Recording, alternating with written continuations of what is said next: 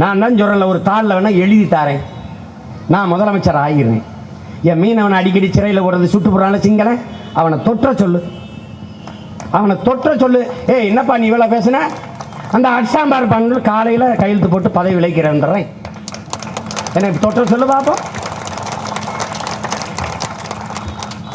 ஏன் அவனுக்கு தெரியும், நல்ல ஆத்தாளுக்கும் அப்பனுக்கும் பிறந்தவன், மானத்தமிழச்சி மாரில் வாழ் குடித்த ஒருத்தன் ஏறி உட்கார்ந்துட்டான். என்ன பண்ணுவான், சங்க அறுத்து போடுவான், செட்டைய பேர்த்து போடுவான்.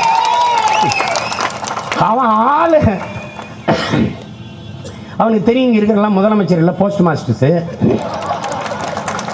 பழைய போஸ்ட் மாஸ்டர்ஸு. இமெயில் வந்துருச்சு, இன்டர்நெட் வந்துருச்சு, வாட்ஸ்அப் வந்துருச்சு, ட்விட்டர் வந்துருச்சு, என்னென்னமோ ஐயா மோடியெல்லாம் டுக்கு டுக்குன்னு சுட்டு விட்டுறாரு. அந்த டுட்டு கூட போட முடியல இவங்களால. கடிதம், இந்த அஞ்சல் துறைக்கு தேர்வு எழுதுறான், தமிழ்நாட்டு வேலைக்கு, தமிழ்நாட்டில் அஞ்சல் துறைக்கு பணியிடத்துக்கு. ஹரியானாக்காரன் 5 பேர் தமிழில் முதல் மதுக்கு வாங்கிறான், தமிழை 25 மார்க் வாங்கி தோத்துறான். எவ்வளவு நேர்மையா தேர்வு நடக்குது, ஏன் ஆள் அப்படி இருக்குது மேலே. இங்கே நம்மன்னா இங்கே வாட, இங்கே என்ன கேன பண்ணிச்சேங்களே, இங்கே வாட சொல்கிறதுக்கு ஆள் இல்லை. அங்கே OMCயில் ஓடிக்கிட்டு இருக்க ஒரு தம்பி வந்தான், அண்ணே 300 சீட்டுனே, ஐசிஎஃப் இல்லைண்ணே 300 இல்லைண்ணே, 2 பேர் தானே நம்ம ஆள், 2 பேரும் அதை போட்டிருக்காங்கடா, அதுவே அதிகம்டா போங்கடா. கொடுமைங்க. ஒண்ணுதான் என் அன்பு மக்களுக்கு சொல்லுவேன், கோடி கனவு கொண்டு உங்கள் பிள்ளைகள் நிற்கிறோம், கோடி கனவு கொண்டு உலகத்தின் தலை சிறந்த நாடாக என் தமிழ்நாட்டை மாற்றி படைக்கணுங்கிற பெருங்கனவோடு நிற்கிறோம். ஊழல், லஞ்சம், பசி, பஞ்சம், கொலை, கொள்ளை, பாலியல் வன்கொடுமை, சாதிய இழிவு, தீண்டாமை, மது, மத போதை, பெண்ணி அடிமைத்தனம், அடக்குமுறை, ஒடுக்குமுறை ஏதுமில்லாத ஒரு தூய தேசத்தை படைக்க வேண்டும் என்கிற உயர்ந்த கனவோடு நிற்கிறோம். இதை புரிஞ்சுக்கிட்டு வாக்கு செலுத்தணும். நீ வென்றுவியா சீமான்? வென்றுவேன், வென்றுவேன். இதுவரை நீங்கள் உதயசூரியனுக்கும் ரெட்டலைக்கும் போட்ட ஓட்டை உங்கள் பிள்ளைகள் எங்களுக்கு போடுங்க. வெல்றனால் ஏன் பார்ப்போம். என்ன பிறக்கும் போதே ஜெயலலிதா பெரிய முதலமைச்சராக பிறந்துட்டாங்களா, இல்லை பிறக்கும் போதே ஐயா கலைஞர் பெரிய முதலமைச்சராக பிறந்துட்டாரா? அவர் ஒரு முன்னாள் கதாசிரியர், உங்க முன்னாள் நடிகை. நீ போட்ட அந்த ஒற்றை விரலால் கொடுத்த உயரம் அதான் புரட்சி தலைவி, தானே தலைவி, தன்மான தலைவி, இதெல்லாம் நீ போட்டது தான். நீ ஒரு தடவை மாற்றி இரட்டை மெழுகுவர்த்தியில் போடு, எல்லாம் சரியாயிடும். இல்லை நீ மாதிரி வாங்கிட்டு அவன்கிட்ட காசு வாங்கிட்டு அவனுக்கே போடு, எங்களெல்லாம் தூக்கி சுடுகாட்டில் போடு, முடிஞ்சு போச்சு. திரும்ப திரும்ப சொல்லுவேன், நான் கேட்டு நிற்பது ஓட்டல்ல, இந்த மண்ணின் மக்களுக்கான உரிமை.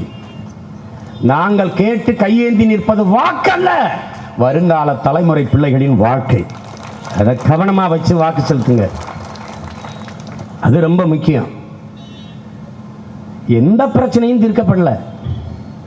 15 நாள் இங்கே தானே வந்து உங்களோட பேசிட்டு இருப்பேன். எவ்வளவு பிரச்சனைகள் இருக்குன்னு நான் சொல்லிக்கிட்டே இருக்கேன். நீங்கள் கேட்டு பாருங்க, தலை சுத்திக்கல விழுந்துருவீங்க. ஏதாவது ஒன்று தீர்க்கப்பட்டிருக்கா? இப்போ உங்களுக்கு ஒன்று சொல்கிறேன். சேலம் உருக்காலை, அரசு உருக்காலையை தனியாருக்கு கொடுத்துடக்கூடாதுன்னு அங்கே போராட்டம். அத்திக்கடவு அவிநாசி திட்டத்தை நிறைவேற்ற சொல்லி 1957 இருந்து போராட்டம். மீனவர் படுகொலையை தடுக்க சொல்லி, கச்சத்தீவை மீட்க சொல்லி பல ஆண்டுகளாக போராட்டம். தஞ்சையில் மீத்த நெறிகாற்று எடுக்கக்கூடாதுன்னு போராட்டம். நெடுவாசல ஹைட்ரோ கார்பன் எடுக்கக்கூடாதுன்னு போராட்டம். ஆந்திர காட்டுக்குள்ள எங்கள் பிள்ளைகள் செம்மரக்கட்டைகளை வெட்ட போயிட்டான்னு போராட்டம். இங்க அறிவார்ந்த பிள்ளைகள் நிற்கிறீங்க, படிக்கிற பிள்ளைகள் நிற்கிறீங்க. செம்மரக்கட்டைகளை காடுகளில் வெட்டும் போது கையுங்களமா பிடிச்சு கைது பண்ணியா அப்படின்னு ஒரு வார்த்தை கேட்டுச்சு அந்த அரசியல்ல. அவன் செம்மரக்கட்டையை தான் வெட்ட வந்தான் என்று உனக்கு எப்படி தெரியும்? ஏன் கொத்தனார் வேலைக்கு வந்திருக்கலாம், தச்சு வேலைக்கு வந்திருக்கிறான், ஒரு உணவு விடுதியில வேலைக்கு வந்திருக்கலாம். அப்ப இந்த நூற்றாண்டில் கொத்தடிமைகளை விட ஒரு மனித உரிமையே மீறிய ஒரு செயலாக புறங்கையை கட்டி தாகத்துக்கு தண்ணீர் எப்படி ஊத்தி, இதையெல்லாம் பார்த்துட்டு மாட தமிழ நாங்க இருக்கணும், அப்படியே இருக்கணும், கையிட்டு இருக்கணும். ஒரு காட்டுக்குள்ள விட்டு நிர்வாணப்படுத்தி சுத்தி 4 பேர் நின்று கம்ப வச்சு அடிக்கிறான். ஒவ்வொரு அடியும் அவ்வளவு வலிக்குது எங்களுக்கு. அப்ப எவ்வளவு வெறியோடு நிப்போம்னு பாரு. இப்ப நான் முதலமைச்சர்னா அடிப்பாரா ஐயா நாயுடு? அடிப்பாரா? என்ன ஒன்று வேசியமானு கேட்பான். அந்த சேகர் ரெட்டி, அந்த தீனதயாள்னு ஒரு தொழிலதிபர் எப்படி எப்படி காட்டுறான் பாருங்க. இவன் செம்மர கட்ட வெட்ட போயிட்டானா ஆளு. கடத்தல்காரர்கள், தமிழர்கள் திருடர்கள். சேகர் ரெட்டி தொழில் அதிபர், என் கோயில் சிலைகள் எல்லாம் தீடி வச்ச அயோக்கிய பய அவன் தீனதயாள தொழில் அதிபர். எப்படி இருக்கு? வயிற்று பசிக்கு ஆளு கூலிக்கு மரவெட்ட போனவன் திருடன். ஆத்து மணல் அம்பட்டை வித்து பலாயிரம் கோடியை பதுக்கி வைத்து வச்ச அயோக்கிய பய தொழில் அதிபர். எப்படி இருக்கு? நான் என்ன பண்ணுவேன், 2 பேரையும் நல்ல தூண்ல மாதிரி தூண்ல கட்டி வச்சு அடிச்சு பின்னி அதே மாதிரி படத்தை எடுத்து அனுப்பிடாங்க. உனக்கு எப்படி வலிக்குதுன்னு பாரு. எப்படி இருக்கு? எப்படி இருக்கு பாரு. அவன் என்ன நினைக்கிறான், இதை செய்யறதுக்கு அங்க ஆள் இல்லை. ஏன் ஆள்றவன் ஆள் இல்லை. இப்ப இருக்கிறது புள்ளப்பூச்சி. அதுக்கு காலும் இல்லை, கொடுக்கும் இல்லை, ரெக்கையும் இல்லை, ஒன்றும். அது பரிதாபம். அவருக்கும் சேர்த்தா நம்ம போராடிட்டு இருக்கோம்.